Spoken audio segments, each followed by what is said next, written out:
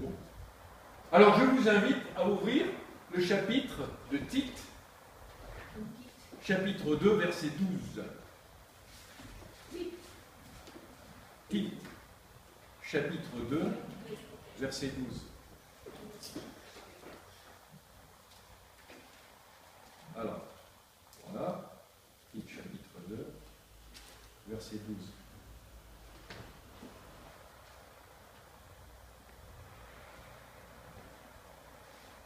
Verset 11 même, je vous invite à verset 11 parce que sinon nous n'allons pas comprendre. Chapitre 2, versets 11 et 12. Car la grâce de Dieu, source de salut pour tous les hommes, a été manifestée, elle nous enseigne. Elle nous enseigne. Elle, c'est qui? La grâce. La grâce nous enseigne à renoncer à l'impiété et aux convoitises mondaines et à vivre dans le siècle présent selon la sagesse, la justice et la piété, en attendant la bienheureuse espérance et la manifestation de la gloire de notre grand Dieu et Sauveur, Jésus-Christ, qui s'est donné lui-même pour nous, afin de nous racheter de toute iniquité. Alors revenons au verset. Que nous enseigne la grâce? La grâce enseigne au renoncement des péchés. Renoncer à l'impiété et renoncer à la convoitise mondaine. Voilà pourquoi un grand nombre s'égare. Beaucoup disent « Je connais le Seigneur », se réfèrent à Romains chapitre 7, oublient que Paul explique à des Juifs, prennent leur propre expérience et oublient complètement que la grâce les enseigne à renoncer à l'impiété et aux convoitises mondaines.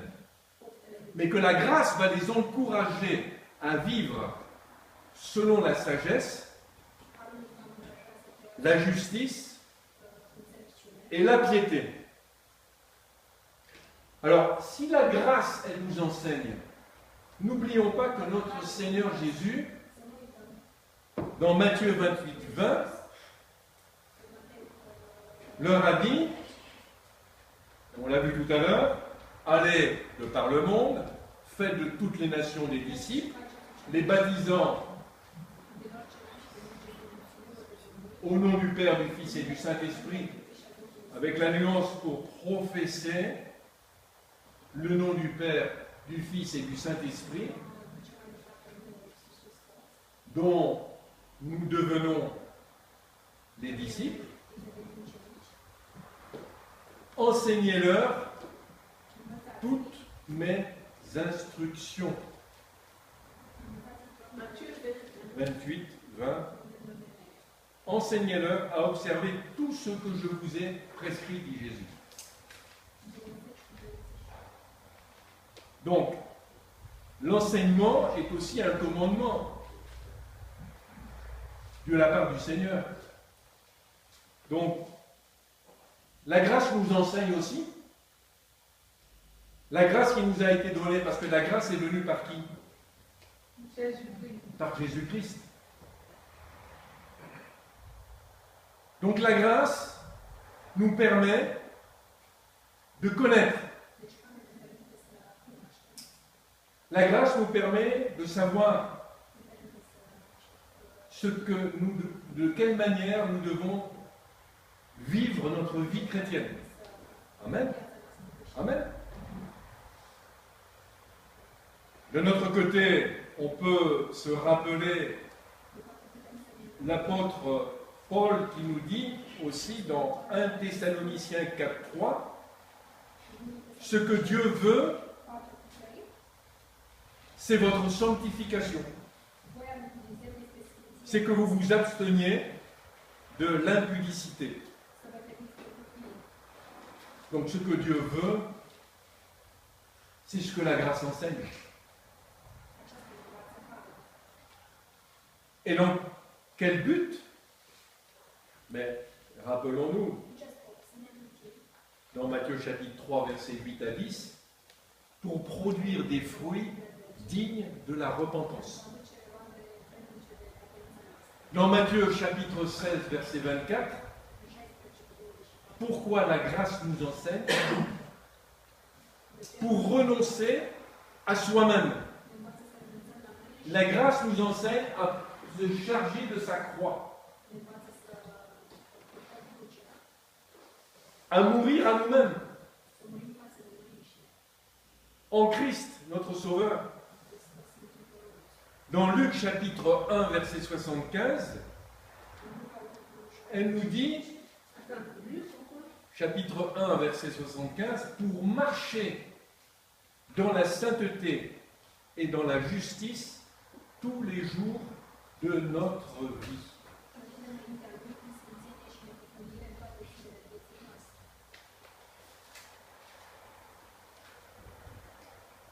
En marchant devant lui, il est dit, dans la sainteté et dans la justice tous les jours de notre vie.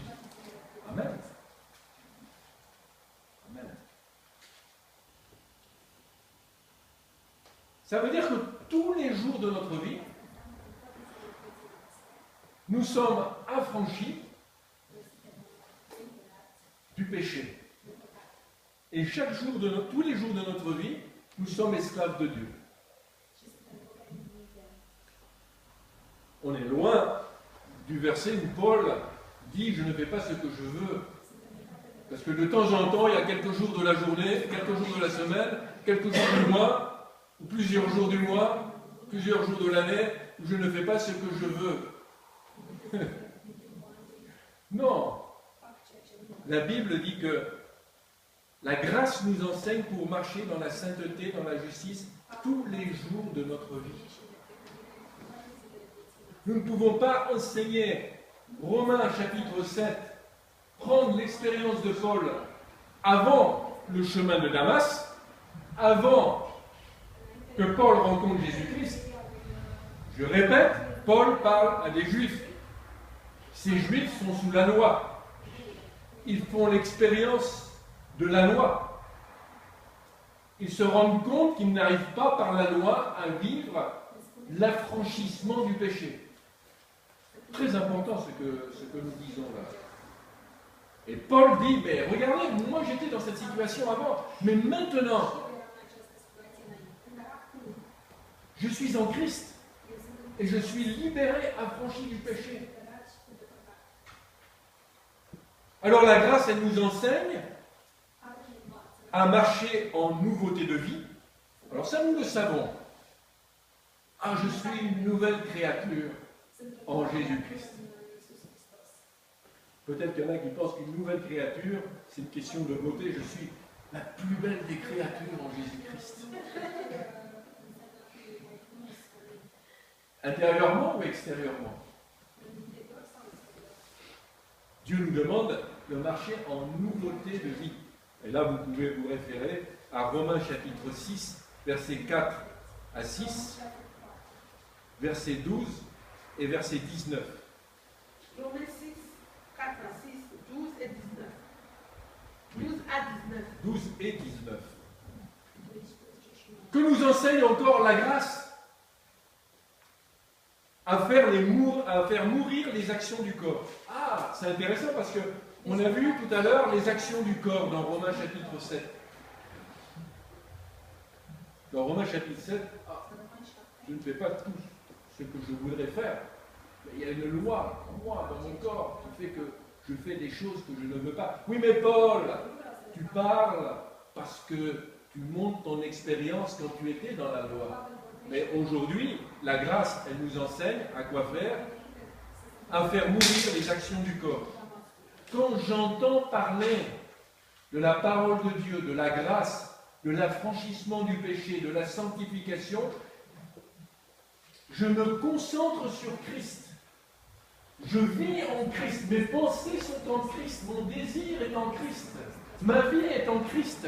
Et quand je suis en Christ, toutes les actions du corps meurent.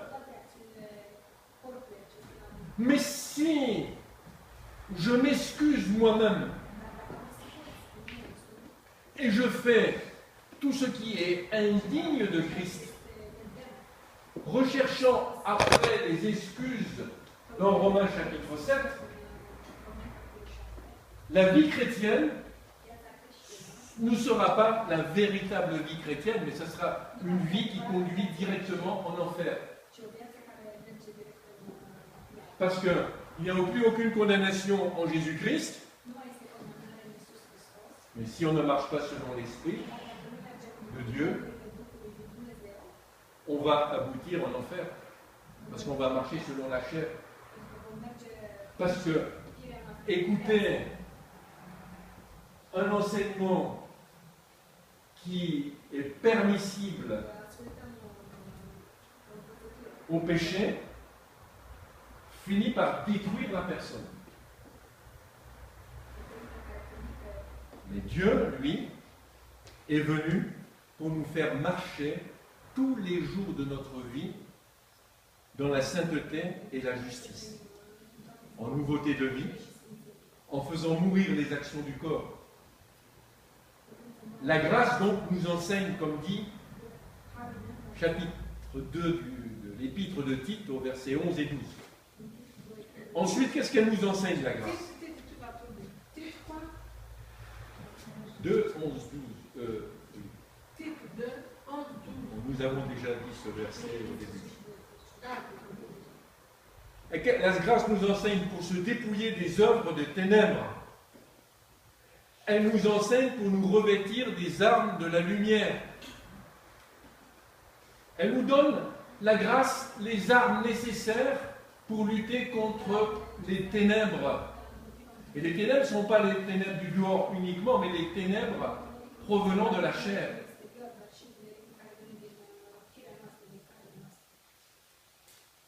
La grâce nous enseigne encore à nous purifier de toute souillure de la chair. 2 Corinthiens 7,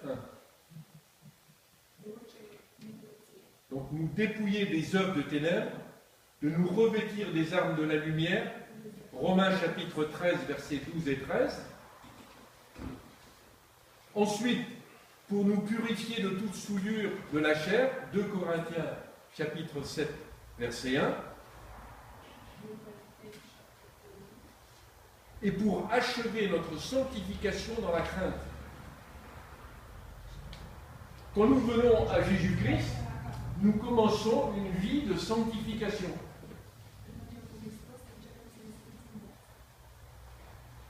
Nous allons voir le contraste qu'il y a entre les souillures de la chair que l'on peut retrouver dans plusieurs passages.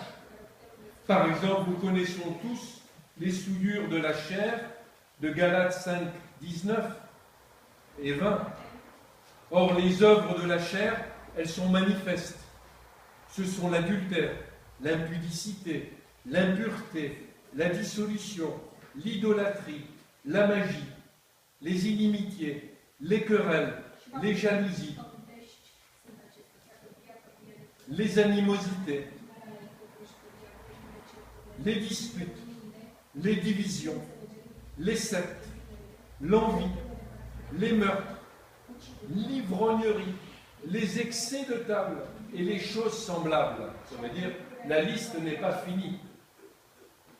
Ça, ce sont les œuvres de la chair. Et la grâce nous enseigne à nous dépouiller de ces œuvres de ténèbres et à revêtir les armes de la lumière. Elle nous invite à nous purifier de toutes les souillures de la chair et d'achever notre sanctification dans la crainte de Dieu. C'est ça la vie chrétienne. Alors, nous avons dans l'épître, par exemple, de Timothée, que faut-il, ou dans même l'épître de Tite où nous sommes, que faut-il à quelqu'un pour